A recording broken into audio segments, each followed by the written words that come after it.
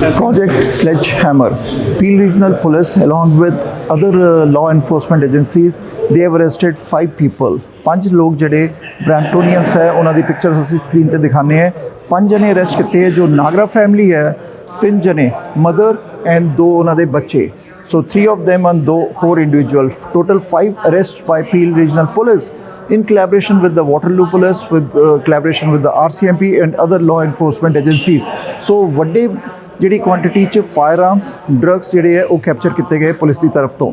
ਆ ਜਿੰਨੇ ਵੀ ਹੈ ਆ ਸਾਰੇ US ਤੋਂ ਆਉਂਦੇ, ਸਾਰੇ ਆਰਮਸ ਐਮੂਨੀਸ਼ਨ ਔਰ ਵਾਪਸ US ਵੀ ਜਾਂਦੇ ਹੈ. ਸੋ ਇਹਦੇ ਉੱਪਰ ਦੇਖਦੇ ਹਾਂ ਪੀਲ ਪੁਲਿਸ ਨੇ ਕੀ ਸਟੇਟਮੈਂਟ ਦਿੱਤੀ ਹੈ. You'll hear from Project Sledgehammer the arrest of 5 individuals and 160 charges, the seizure of numerous firearms, a variety of illegal weapons, prohibited magazines, several hundred rounds of ammunition, and specifically in this investigation, the seizure of 53 Glock selector switches, which turn handguns into fully automatic weapons.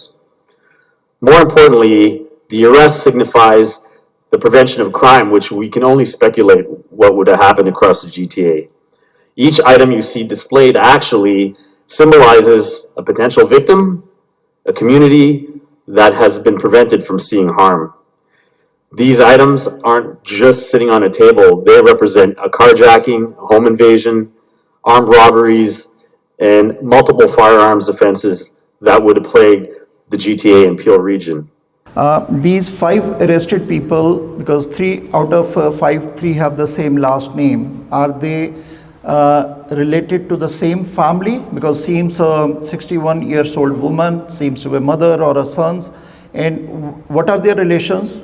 And how they entered Canada, and what was the date of their arrest? Because today is 28th October. Are they, some of them, already out on bail, or they are still in custody? So I'll go back to your first question. They are all the same family. It is 2 brothers and a mother. As far as I know, the brothers were born in Canada. I can't comment on the mother. I don't have that information in front of me. I'm sorry. You had a couple of other questions in there. How they entered Canada, since they are born here, so yeah, that's fine. And date of their arrest, and are they already out on bail? So 2 remain in custody. The one brother, Navdeep Nagra, remains in custody. The other subject, RH, he remains in custody. 2 were released from court after their bail hearing, and 1 was released on the day of on an undertaking. There was an incident, same like armed intruders last week in Brampton, and we would like to know, residents want to know if they have a licensed legal gun weapon with them. And if there is a home invasion by the armed intruders, what are the rights of homeowners? Because last week, one of the Bramptonian homeowner, he opened fire on the intruders and they ran away. So in that case, residents want to know what are their legal rights if there is a home invasion by armed intruders. You know, the reality is yeah, it's very clearly defined in terms of legislation what a person can do to protect themselves and protect somebody else.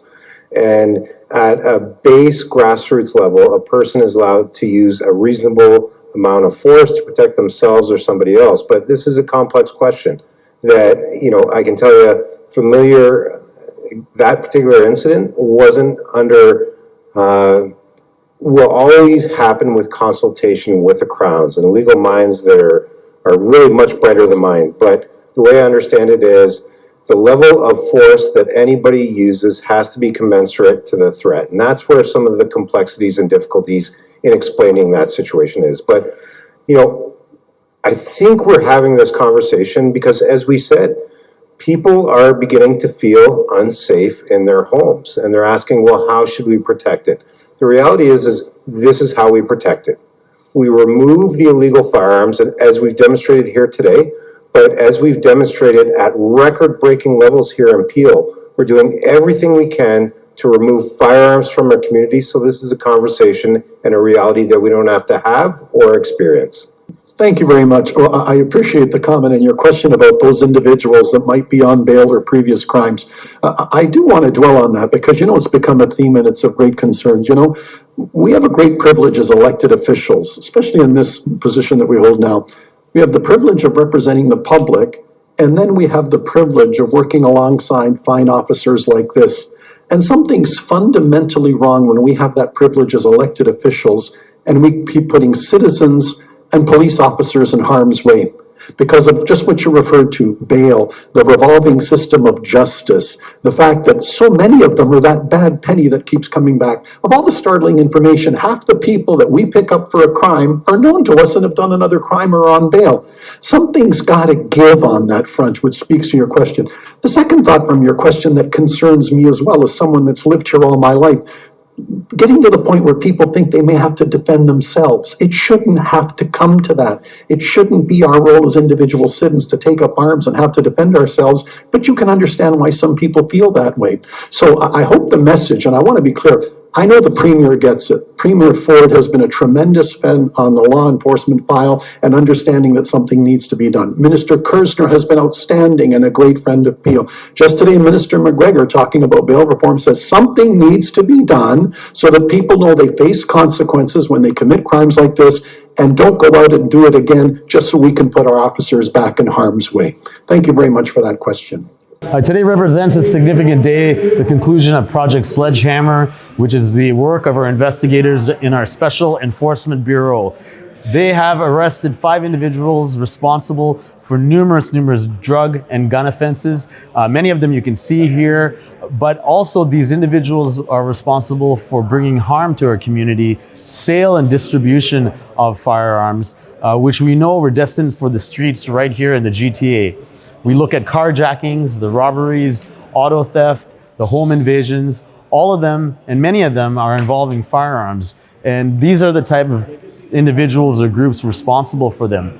What we want to do is also highlight the dramatic rise in shootings and the arrests of those with firearms, not just here in Peel, right across Ontario and the GTA. It continues to require conversations with all levels of government so we can ensure that we can stop this. Also, we want to show that the work of our individuals, when we have the resources to be able to do this, we produce results.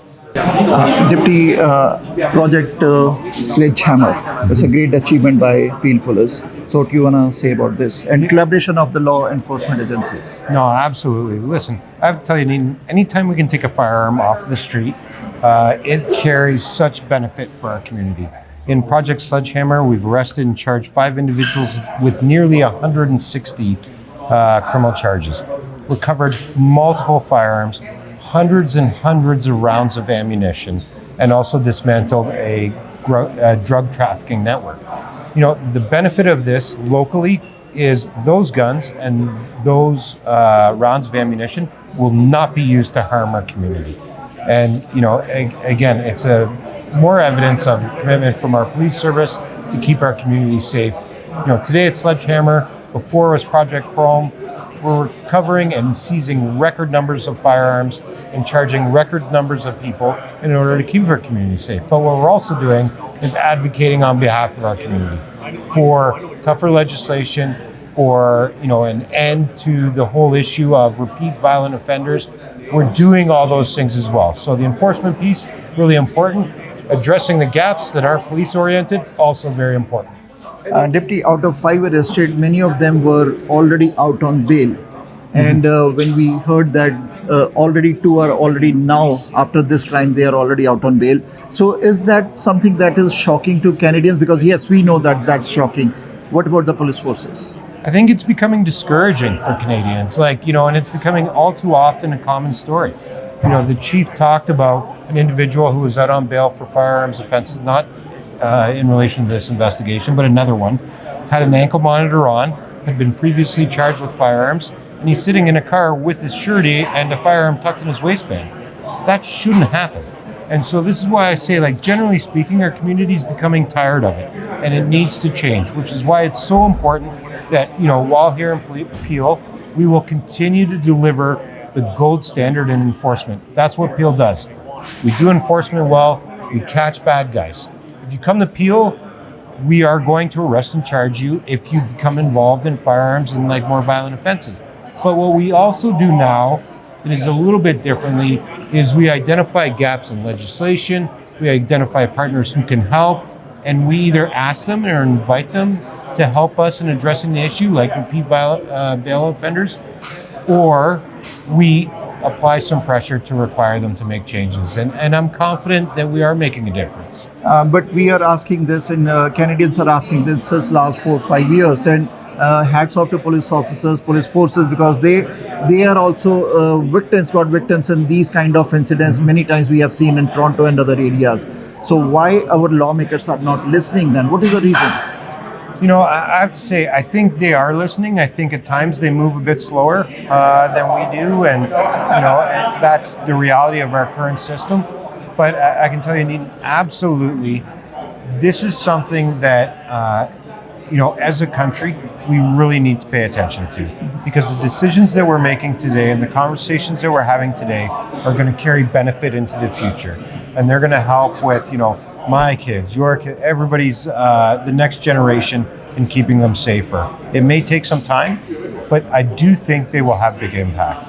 And you already talked about this, homeowners' right about self-protecting themselves. Why can't they self-protect if they have a legal weapon, and if the intruders have the arms with them? Why, if homeowner become a victim, then he has a right?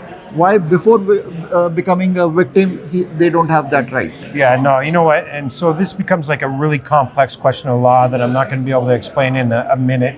What I can tell you is, every person has the right to protect their property and prevent themselves from being injured. But their ability to do that has to be commensurate with the threat that's presented. And this is where we get into difficulties.